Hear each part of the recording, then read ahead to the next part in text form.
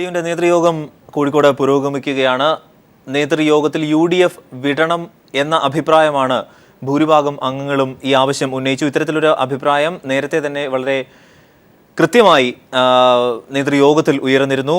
ചില നേതാക്കൾ പ്രകടമായി അതൃപ്തി പ്രകടിപ്പിക്കുകയും ചെയ്തിരുന്നു. PV കുട്ടൻ ഞങ്ങളുടെ പ്രതിനിധി ചേരുന്നു. കുട്ടൻ, UDF വിടുക എന്ന തരത്തിലേക്ക് നേതാക്കൾ ചിന്തിച്ചിട്ടുണ്ടോ? അങ്ങനെ ഭൂരിപക്ഷ അംഗങ്ങളും അഭിപ്രായം രേഖപ്പെടുത്തിയിട്ടുണ്ടോ? സംസ്ഥാന കമ്മിറ്റി യോഗത്തിൽ അത്തരമൊരു ആവശ്യമാണ് ഇപ്പോൾ ഉയർന്നു വരുന്നത്. ഉള്ളിൽ ചർച്ചയിൽ പങ്കെടുത്തുകൊണ്ടിരിക്കുന്ന ജില്ലാ പ്രസിഡന്റുമാരിൽ ഭൂരിഭാഗം പേരും UDF വിടണമെന്ന ശക്തമായ വാദഗതിയാണ് ഉന്നയിച്ചുകൊണ്ടിരിക്കുന്നത്. യോഗത്തിനകത്തേക്ക് സംസ്ഥാന അധ്യക്ഷൻ MB വീരേന്ദ്രകുമാർ ഇപ്പോൾ എത്തിയിട്ടേയുള്ളൂ. അദ്ദേഹം അവിടേക്ക് എത്തിക്കൊണ്ടിരിക്കുകയാണ്. അതുപോലെ തന്നെ പത്തനംതിട്ട ജില്ലാ പ്രസിഡന്റാണ് ആദ്യമായി ഇക്കാര്യം പറഞ്ഞത്, യോഗത്തിൽ ഉന്നയിച്ചിരിക്കുന്നത്. അതിനുശേഷം ഇപ്പോൾ MB വീരേന്ദ്രകുമാർ മാധ്യമങ്ങളെ കാണും. അരുൺ, ഇപ്പോൾ MB വീരേന്ദ്രകുമാർ മാധ്യമങ്ങളെ കാണും. അതിന്റെ ദൃശ്യത്തിലേക്ക് വീരേന്ദ്രകുമാർ അല്പസമയത്തിനും മാധ്യമങ്ങളെ കാണും. JDU വിടണം എന്ന നിർണായകമായ തീരുമാനം ചില നേതാക്കളുടെ ഭാഗത്തുനിന്ന് ഗൗരവതരമായി തന്നെ ഉണ്ടായി. അത്തരത്തിലുള്ള ചർച്ചയും JDUവിന്റെ നേതൃയോഗത്തിൽ നിലവിൽ ഉണ്ടായി. അദ്ദേഹം മാധ്യമങ്ങൾക്ക് മുന്നിൽ എത്തി. വർഗീസ് ജോർജ് അടക്കം ഇക്കാര്യത്തിൽ നേരത്തെ തന്നെ അഭിപ്രായം രേഖപ്പെടുത്തിയിരുന്നു.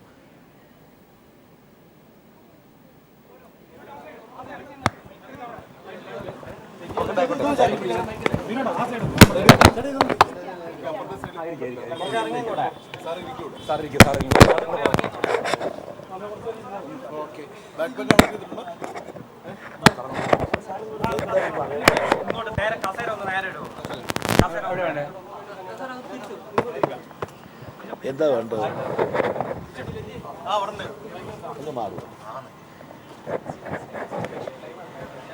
എന്താ അറിയണ്ടത്?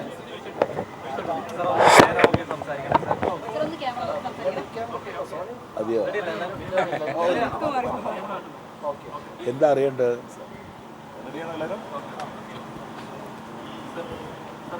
യോഗത്തിനകത്ത് UDF വിടണം എന്നൊരു അഭിപ്രായം വരുന്നു എന്നുള്ള വിവരങ്ങളാണ് പുറത്തു വരുന്നത്.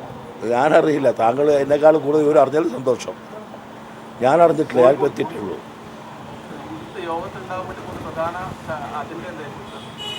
അതിൻ്റെ ഇലക്ഷൻ റിവ്യൂ, അത് തന്നെയാണ് പ്രധാന അജണ്ട. സാർ, പ്രധാനമായിട്ടും ഈ തെരഞ്ഞെടുപ്പിൽ അല്ലെങ്കിൽ ഈ കഴിഞ്ഞ തദ്ദേശ തെരഞ്ഞെടുപ്പിൽ പാർട്ടിയെ തെരഞ്ഞെടുപ്പിടിച്ച് തോൽപ്പിച്ചു എന്നുള്ള ഒരു ഗുരുതരമായ ആരോപണം അത് നേതാക്കൾ തന്നെ പി ഹാരിസും വർഗീസ് ജോർജും ഒക്കെ മാധ്യമങ്ങളെ കണ്ട സമയത്ത് ആ ഒരു ആശങ്ക അവർ ഉന്നയിച്ചിരുന്നു. കോൺഗ്രസിന്റെ ഭാഗത്ത് അധ്യക്ഷന്റെ അഭിപ്രായം അത് ഓരോ ജില്ലയിലൊരു അനുഭവം ഉണ്ടാവും. അതൊക്കെ ചർച്ച ചെയ്യാൻ ഞങ്ങളിന്ന് യോഗം കൂടിയിട്ടുള്ളത്. അപ്പോൾ വിചാരിച്ച ഐക്യത്തോടു കൂടി പ്രവർത്തിച്ചിട്ടില്ല എന്നുള്ളത് ശരിയാണ്. ഇത് വിശദ വിവരങ്ങൾ ഇന്ന് ചർച്ച ചെയ്യുകയുള്ളൂ. എത്ര കുറഞ്ഞു എന്നറിയില്ല, കൃത്യമായിട്ട് കണക്കിൻ്റെ അടുത്തില്ല. കുറേ ജയിച്ചിട്ടുണ്ട്, കുറേ തോറ്റിട്ടുണ്ട്. കൃത്യമായിട്ട് കണക്കറിയില്ല. മറ്റൊരു കാര്യം, ഈ ലയനം സംബന്ധിച്ചുള്ളതാണ്. JDSന്റെ ലയനത്തെ അല്ലെങ്കിൽ മാത്യു ടി തോമസിന്റെ വാക്കുകളെ നേതാക്കൾ അല്പസമയം മുമ്പ് തള്ളി പറയുകയുണ്ടായി.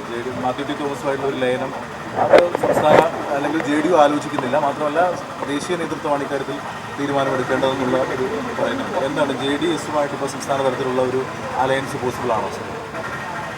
താങ്കളിനെ പറ്റി അഭിപ്രായം പറയണ്ടല്ലോ, പിന്നെ എന്നെക്കൊണ്ട് പറയിക്കണോ? ഒന്നാമത് ഞാൻ ഈ മാത്യു ടി തോമസിനെ കണ്ടിട്ട് വളരെ കാലമായി. ഞാൻ അദ്ദേഹമായിട്ട് സംസാരിച്ചിട്ട് വളരെ കാലമായി. അങ്ങനെ ഒരു സംഭാഷണം പറഞ്ഞിട്ടില്ല.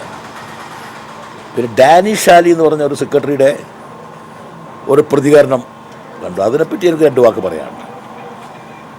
ഡാനി ഷാലി രാഷ്ട്രീയം പറയുമ്പോൾ രാഷ്ട്രീയം പഠിച്ച് പറയണം. അപ്പം ഞങ്ങൾ ഒരു മുന്നണിയിലാണുള്ളത്. ബീഹാർ ഇലക്ഷൻ കഴിഞ്ഞു.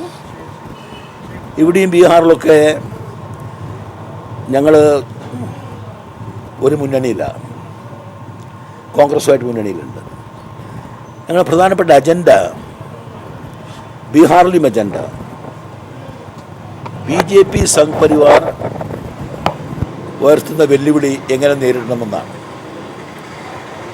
അത് ഓരോ സംസ്ഥാനത്തിനും വിവിധ രാഷ്ട്രീയ സമസ്യകളുണ്ടാവും. ബീഹാറിനെ പോലെ തന്നെ ആവണമെന്നില്ല ഉത്തർപ്രദേശ്. യു പിയിലെ പോലെ തന്നെയുള്ള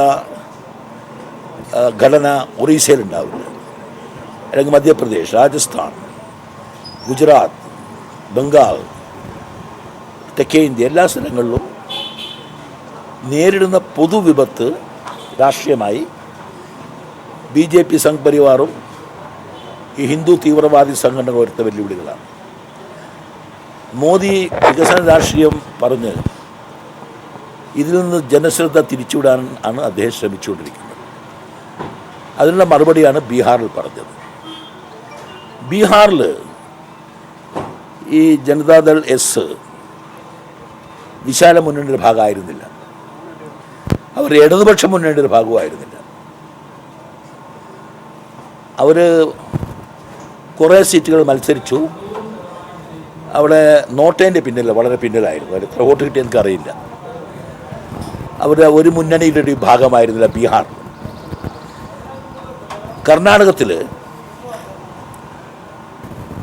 നമ്മൾ തൊട്ടയൽ സംസ്ഥാനമാണ്. കഴിഞ്ഞ ലോക്സഭാ ഇലക്ഷനിൽ ഈ ഡാനിഷ് ഷാലിയുടെ പാർട്ടി BJPയുടെ കൂടെയായിരുന്നു. ഹസൻ അതുപോലെയുള്ള മണ്ഡലങ്ങളിലൊക്കെ പരസ്യമായ ധാരണയുണ്ടായിരുന്നു. പിന്നീട് ത്രിതല പഞ്ചായത്ത് ഇലക്ഷൻ നടന്നു, കോർപ്പറേഷൻ ഇലക്ഷൻ. ആ കോർപ്പറേഷൻ ഇലക്ഷനിൽ ബാംഗ്ലൂരിൽ കോൺഗ്രസിൻ്റെ കൂടെയാണ് കോർപ്പറേഷൻ. മൈസൂരിൽ ഒരിക്കലും ചരിത്രത്തിൽ BJP കോർപ്പറേഷനിൽ അധികാരത്തിൽ നിന്നില്ല, മുനിസിപ്പാലിറ്റിയിൽ.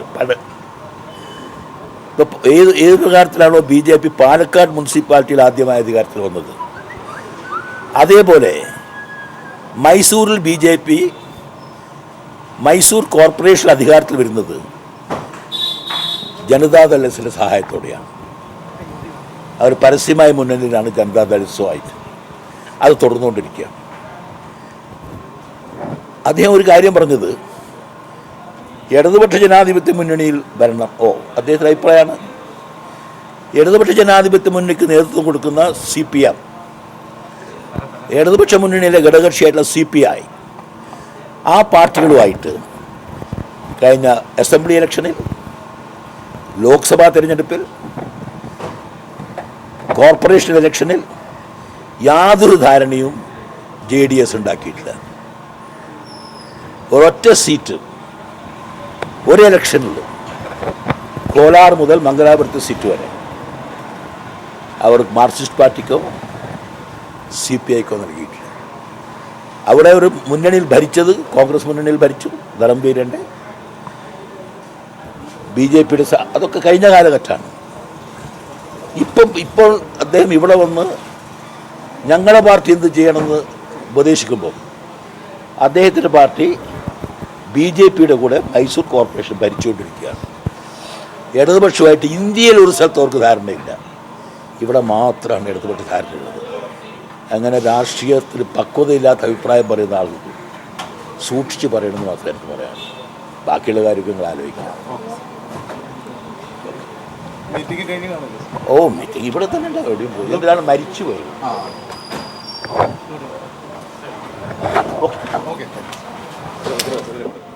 MP വീരേന്ദ്രകുമാർ അദ്ദേഹം മാധ്യമങ്ങളെ കാണുകയായിരുന്നു. നിലവിൽ JDU നേതൃയോഗം കോഴിക്കോട് പുരോഗമിക്കുകയാണ്. തെരഞ്ഞെടുപ്പിലെ തോൽവി അടക്കമുള്ള കാര്യങ്ങൾ വളരെ ഗൗരവമായി ചർച്ച ചെയ്യും. മുതിർന്ന നേതാക്കൾക്ക് UDF വിടണം എന്ന ആഗ്രഹം ഉണ്ടായിരുന്നു. ചിലർ അത്തരത്തിൽ പരോക്ഷമായ അഭിപ്രായം പറഞ്ഞിരുന്നു. എന്നാൽ താൻ അങ്ങനെ ഒരു കാര്യം അറിഞ്ഞിട്ടില്ല എന്നാണ് അദ്ദേഹം മാധ്യമപ്രവർത്തകരോട് തിരിച്ച് ചോദിച്ചത്.